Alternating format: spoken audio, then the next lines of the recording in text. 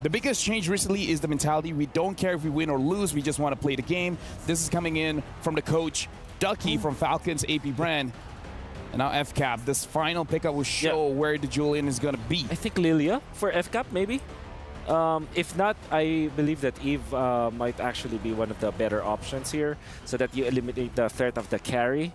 The Lilia makes wonders because you're not that afraid of the Lilia initiations. You can actually be scouting all the time. Yeah, great against the box shit too. Great against these frontliners who want to get up in your face. The fact that you can get so much mid-prio for the rest of the team, and you can also technically deny that mid-prio away from Liquid Echo to try and enable that Moskov in the gold lane to carry, which is already, by the way, a very good matchup. They go for the Lilia. This is a very scary comp. Falcons AP BREN for me.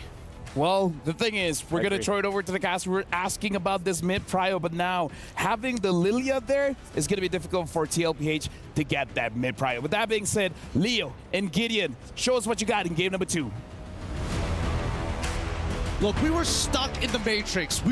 Slightly faster on the uptake when it comes to his farm, but that does not stop Falcons AP BREN from doing what they do best. Again, our analysts mentioned this. They're going to start pushing in mid. Look at how fast they cleared that wave, forcing Liquid Echo to be defensive in their trio.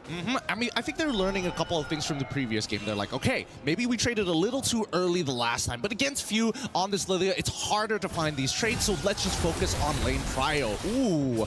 Early flicker coming out of JP. Yep, and that does open up a retry by CarlTZ on the Little Wanderer. Luckily, Kyle did hold his ground there. Didn't pull the trigger just yet, but yeah, about oh wait, team fight up top. CarlTZ very low. Is that gonna be first blood drawn? Yes, CarlTZ takes down Kyle. Flap might be up next. Looking to get some spell vamp, but not this early on. Oh no. Liquid Echo not going to let go. They're going to take away the small camp too.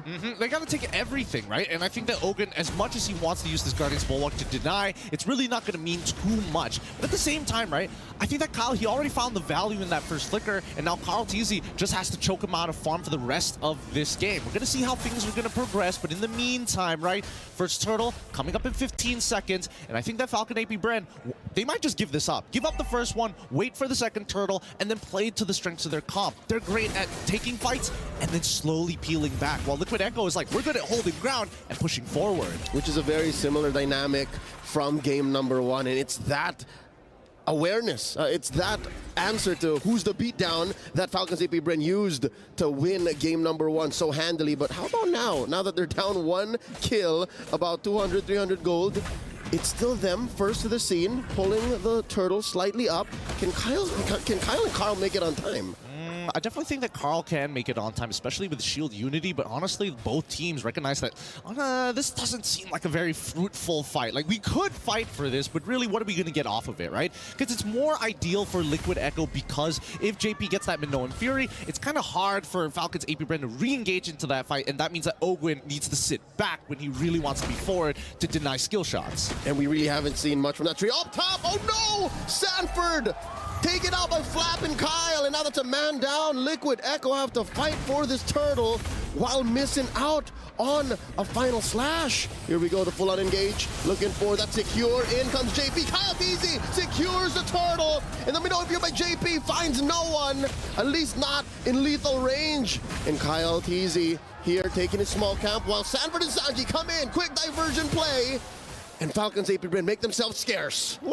I mean, it's 1-1 so far. Everybody's trying to make sure that they aren't dying to silly little things, right? They're just trying to make sure that if they are going to get a lead, sure, don't let them extend it. Keep them at bay. Again, this is real MLBB now. So there are no such thing as nothing fights. Nothing comes for free, and everything happens for a purpose. Super Marco throwing out the SOD up top. Could this be round 2? Sanford vengeancing from one to another. Still a replay from about a minute ago. Flap and Kyle take him out again. I mean, they've been doing this time and time again, and I'm curious to see, is this because of, you know, the mechanics? They're trying to punish, like, if you want to show off your mechanics, sure, let's see how much you can test it against us as a more consistent comp, and honestly, an easier comp to pull off from the side of Falcons AP BREN. I think that Liquid Echo really need to start thinking where they need to find these resources. So far, there is a huge lead for FlapTZ over Sanford, and a slight lead for Benny Cutie Cutie over Super Marco. That's a Corrosion Scythe and change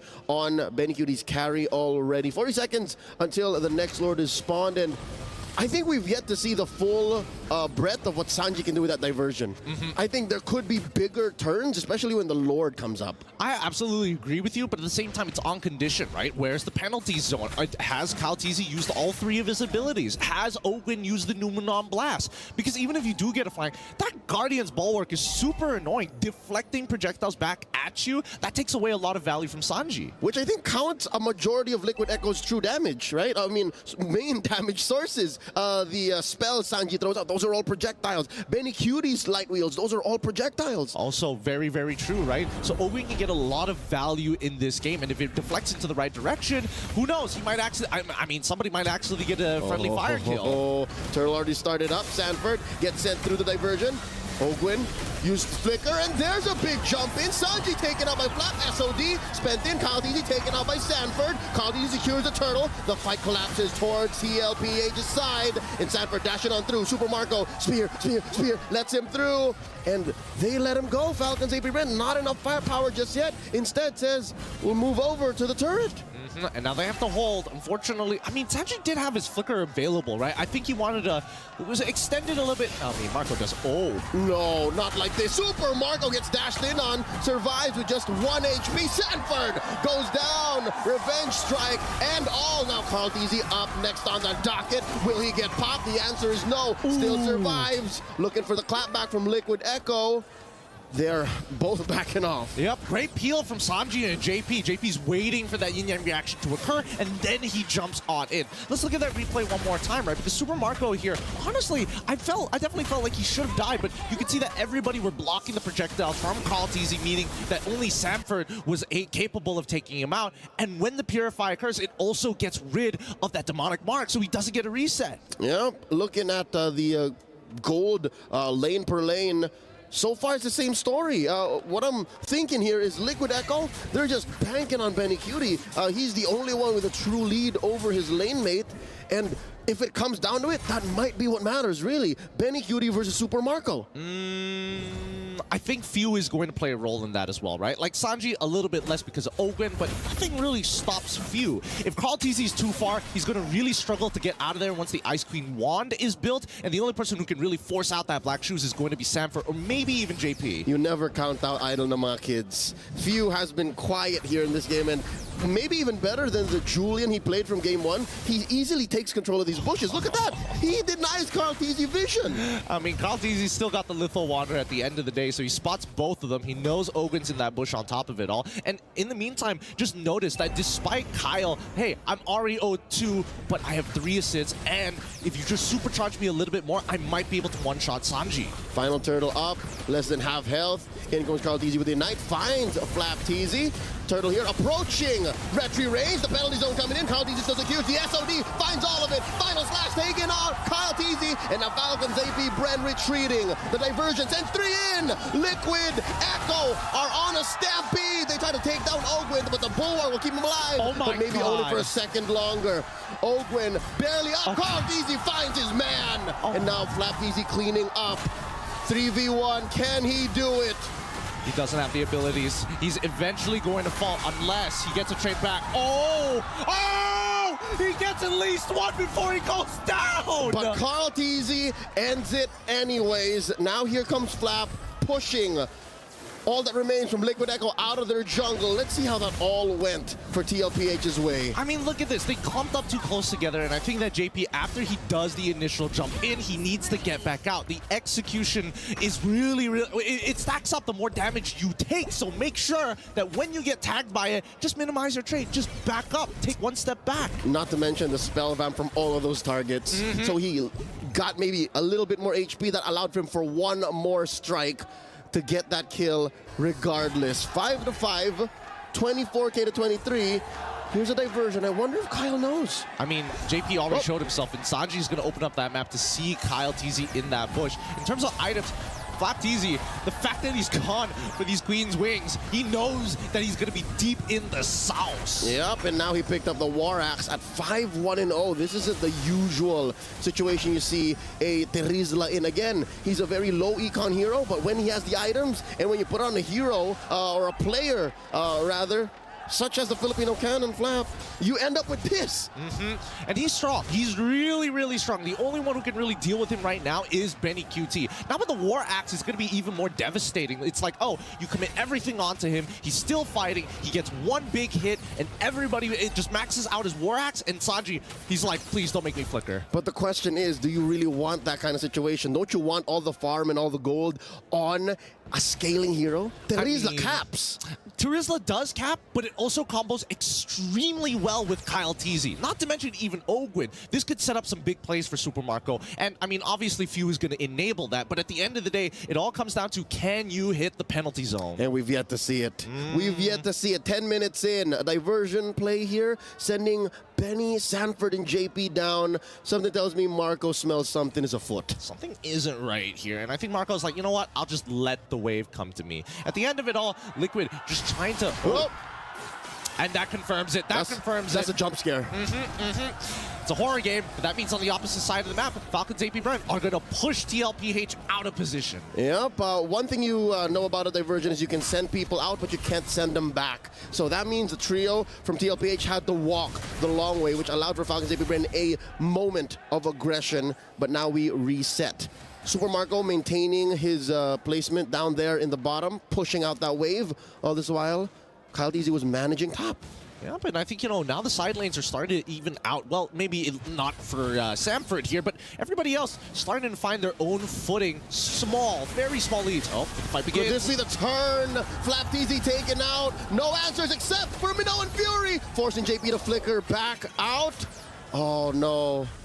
That was the Numenon Blast first pulled. The JP held his trigger there. Yeah. I'm actually surprised that FlapTeasy died so quickly. It just goes to show that Benny is he's complete. He's done with the Trinity build. Doesn't matter what else FlapTeasy builds. He's just going to die even faster. Put more health on you, good sir. That was, what, 2 seconds all it took to take off Flap. So this is what I was saying. Like, do you really want to Terizla? Because at the end of the day, at best case scenario, he's a penalty zone machine. And I think that's all you need, right? Every extra second from FlapTeasy that can buy for the rest of the team means another stack for Few. Another opportunity for Super Marco to double up on that golden staff stacks as well.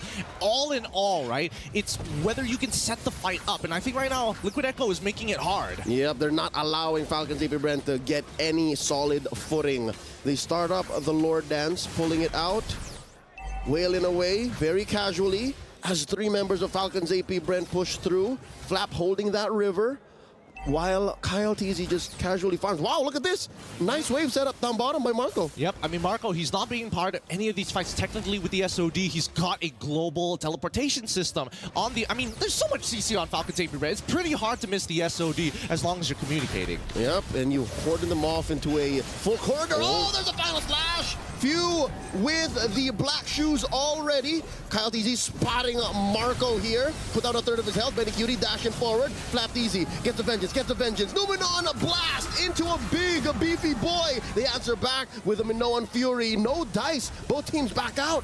See, this is what I was telling you. Falcon's AP BREN, yes, they can take space, but they can also give up space and kite backwards really nicely, as long as you chain your abilities well. Kyle is throwing down the chains. Hey, you can't walk forward. Numenon Blast comes out in time, so that, unfortunately for Benny QT, who is very short range, must take a full step back, if not dash backwards. Something tells me this comes down to not just the damage dealers. We keep talking about Few, Sanji, Benny, Marco. Hey, maybe it comes down to the roamers too. You want to have a big Numenon Blast to set up, a big Minoan Fury to reply with, and then maybe that's why Liquid Echo is so good at controlling this now, is because they have the easier to pull off CC in their XP laner, the final slash.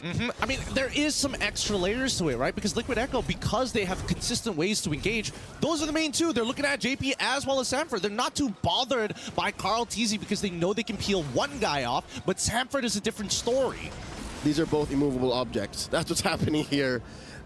No unstoppable forces just yet. Sanford sent over into that small brush. Few knows that he's there, and all this while, look at this, Marco just continuing to work on that wave. I mean, they already pulled that trick up with the mid-tier 1.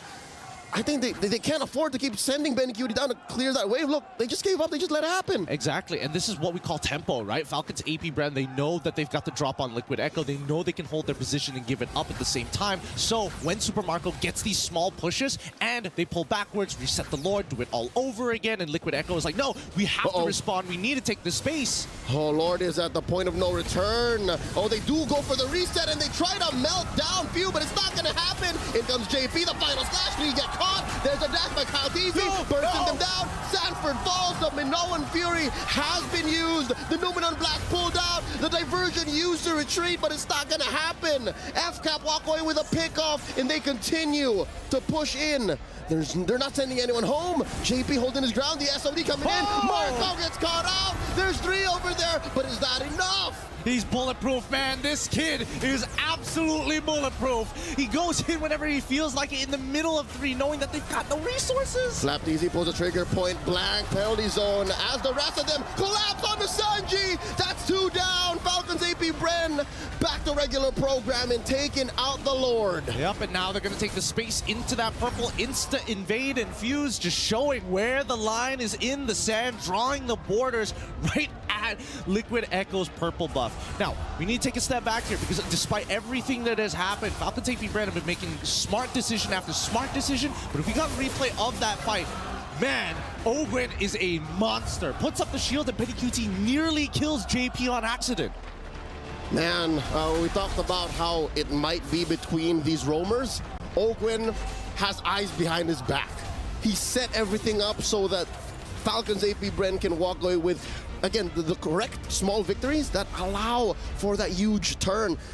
If we were counting out as a Lord Dance, I'd say that lasted a good 3 or 4 minutes. Honestly, I would say even more because of how many waves had to spawn each and every time, right? We saw like, what, 6 waves? So yeah, you're definitely on the correct estimate here with the Lord already knocking on their doors. I think Falcons AP BREN, they want at least, at a minimum, 2 inhibitors. Oh no, the cavalry taken out of their breath. We're currently in the skies because the map has been turned red. Falcons AP BREN are soaring through, managing to get a 3-wave sink. This bottom lane inhibitor is gonna get taken out. Up next on the docket, top lane, mid might be up next as well. Where did this 6K gold lead come from? Falcons AP BREN are threatening to expose the base. And they get it. They get everything and a little bit more. All 3 inhibitors are down. The best situation for Falcons AP BREN. I think the major issue here is that Liquid Echo, they don't have a means to disengage from these types of fights. When they've committed all their resources, then it's gone, right? There's nothing else. You can't pull back. The simplest form of this were the multiple diversion play attempts. They would send 2 or 3 out across the map, and when it doesn't work out, all right, we'll spend the next 10-15 seconds walking back to where the dance began anyways. So we'll see if there's anything up left in the sleeves of Liquid Echo, because they need to pull that out a minute from now. And again, maybe you could say this is a different angle, but it's mirrored. It's literally mirrored. They're just moving down to the lower quarter, and it's likely Falcons AP BREN could pull the same trick. I mean, they're probably going to pull the same trick, if I'm being perfectly honest. And I mean, based off of the items as well, I don't think it's going to be necessarily enough, because half the time they're just sustaining through. Worst comes to worst, when you think you're about to make the super play, then of course the man with literally super in his name shows up and knocks you back.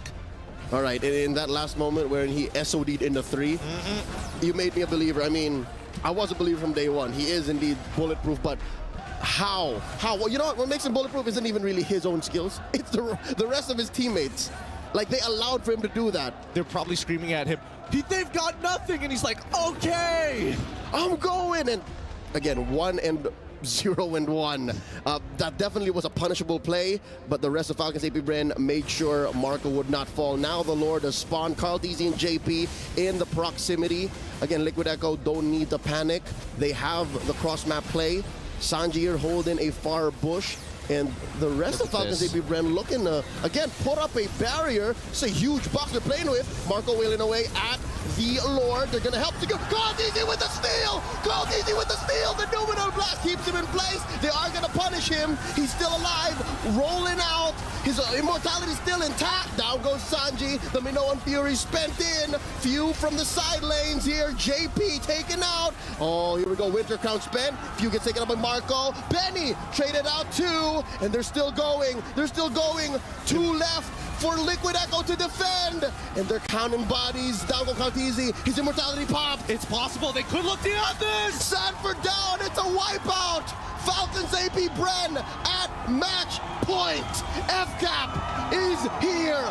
Falcons are here. They've done such good work in truly stretching TLPH like pizza dough on that match. Now in match point, this is a huge sigh of relief for the FCAP fans.